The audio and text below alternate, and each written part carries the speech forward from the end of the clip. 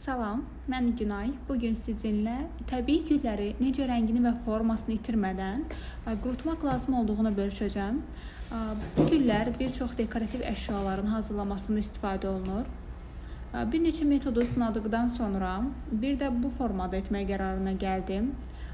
Əsas nüanslardan biri ilk öncə tam sağlam olmalıdır güllərimiz. Solmuş, formasını itirmiş və xarab olmuş güllərdən istifadə etdiyimiz halda nəticə heç ürək açan olmayacaq. Bunun üçün bizə ya kapron qab, ağzı hansı ki vakuumlu bağlana biləcək, ya da eynisinin şüşəsi lazımdır. İlk öncə 2 sm hündürlüyünə kristalları qaba yerləşdiririk və güllərimizi ehtiyatla əzmədən kristallara sərgəli bir formada yerləşdirdikdən sonra üzəri tam bağlanacaq dərəcədə güllərimizi bastırırıq sözün əsl mənasında. Daha sonra isə bunları qaranlıq bir yerdə 3-5 gün ərzində açmadan ağzını gözləyirik.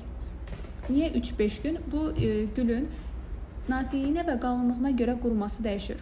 Mən belə sınadım. Bu kimi videoları izləmək üçün izləmədə qalın. Hələlik.